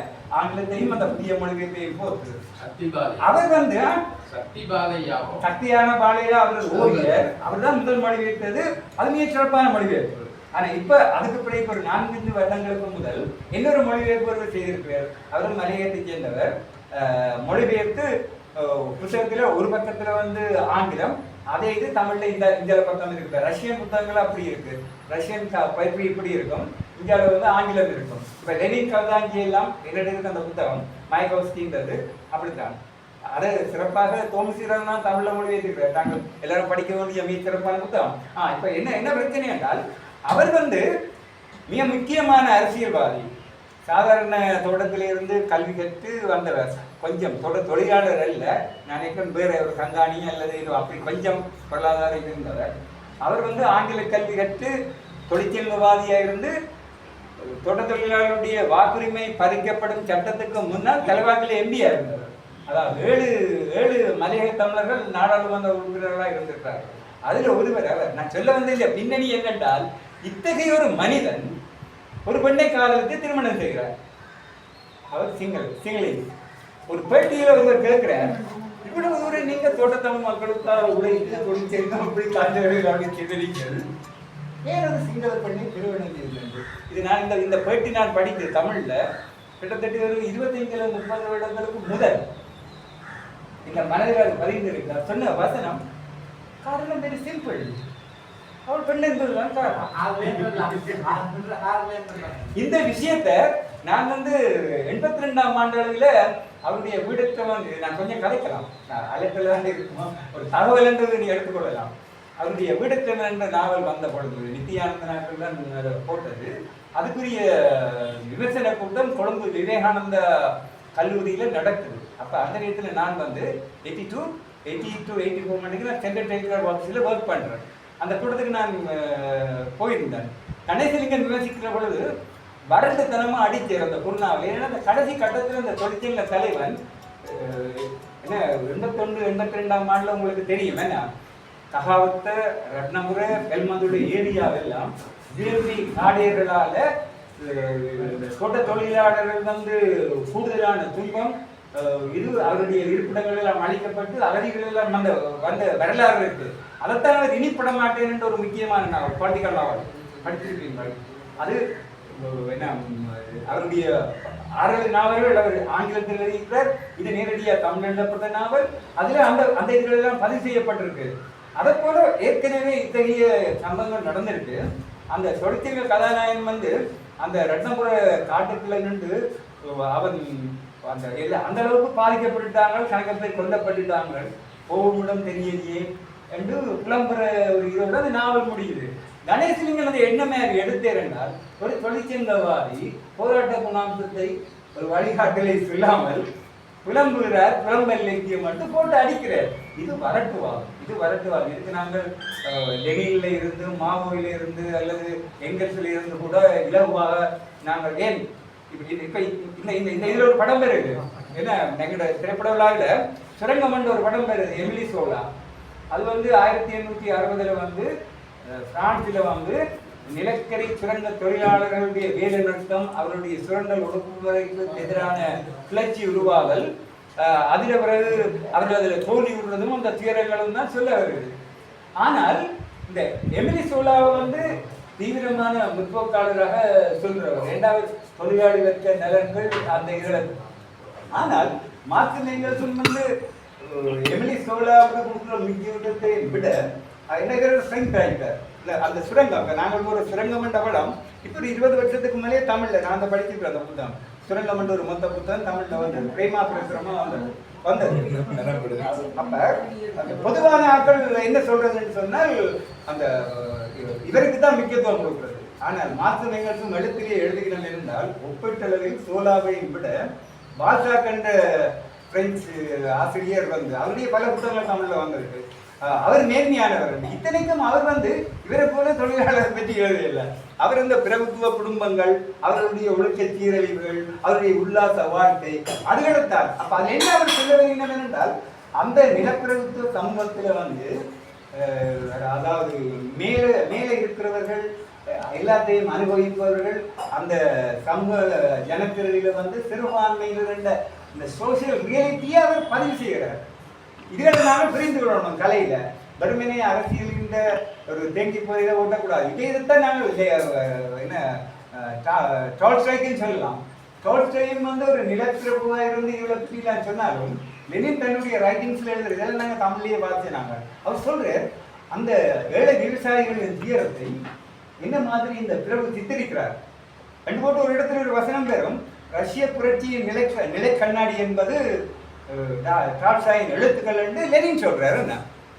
இங்க நாங்கள் கற்றுக்கொள்ள வேண்டிய நிறைய விஷயங்கள் இருக்கு. அரசியல் இலக்கியம் அல்லது சமூக நோக்கு, புரட்சி, கிளர்ச்சி, இந்த சாதகமான அம்சங்கள் பல இருக்குது. ஆனால் கலை இலக்கியம் என்று வருகிற பொழுது அதுக்குரிய மற்ற விஷயங்கள் இணைத்து பார்த்து எப்படி நான் நினைக்கிறேன் இதுதான் படங்களை பார்க்கறது, புத்தகங்களை பார்க்கறது, விமர்சனங்களை படிக்கிறது, எங்களுடைய சொந்த அனுபவங்களை மற்றவர்களிடம் பரிமாறிக்கொள்வது, மாற்றிக்கிறது இருக்கலாம், இருக்க வேண்டும் தானே, கட்டாயம் இருக்கும் தானே. ஒரு அந்த ப்ரோசஸுக்கு தான் அந்த வளர்ச்சி வரும். சினிமாவோட சம்பந்தப்பட்ட 17 வருஷத்துக்கு முதல் நாள் ஞாபகத்தில் வருது. ஆனால் இயேசு அதான் ஒரு சினிமா விக்கிபீடியா.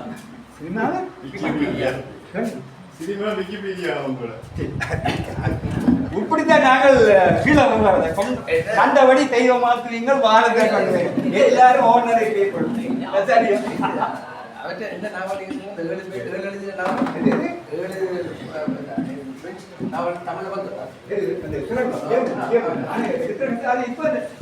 புதிய வழிபாடு வரும். என்னுடைய புத்தகம் என்னுடைய நண்பரோட புத்தகம்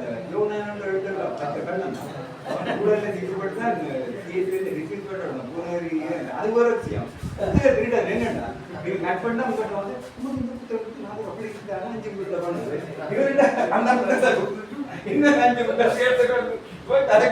அப்படி என்னட்டா 5 புத்தகம் எடுத்துட்டு அது புத்தகம் புத்தகம். அதை விட இன்னொரு புத்தகம் எனக்கு நல்ல மெமரியில இருக்கு. மீனவர் எடுத்துட்டேன்னா இந்த கடல் சார்ந்த மீனவர் சார்ந்த இதுகள் வந்து பொதுவாகவே இலக்கியங்கள் குறைவு. வெளிநாடுகளையும் மட்டும்தான் இங்கேயும் மட்டும்தான். அண்ணா செக்ஷன்ல கிழக்கியம்மன் பெண் எழுத்தாளர் அவருடைய ஒரு புத்தகம் தான் அந்த மீனவர் இருக்கு. அந்த புத்தகம் இருந்து இவன் குழம்பு புத்தகம் பிசிங் வாங்கி இந்திய புத்தகம் அதே மட்டும் அது எல்லாமே போயிட்டு கம்யூனிட்டியை நீங்க ஒப்ரஸ் பண்ணி கீழே இருக்கிற கம்யூனிட்டி கிடையாது சமூக இடையில கூடவும் அவன் அந்த இடத்தை விரும்புறதும் கூடவா இருக்கிறது ஒரு விதமான முடிவாக அப்படித்தான் அதை சொல்றது. மேட்டில் இருக்கிற ஆக்களை விட சமூக இணையம் இருக்கு. அதான் அவர்கிட்ட கதை கூட அப்படிதான் நான் கிட்ட நேற்று ஒரு ஆக்களை பார்த்தேன் போனேன். அந்த கம்யூனிட்டி இருக்கிற அந்த சோஷியல் ப்ரொஃபஷன் இருக்கிறது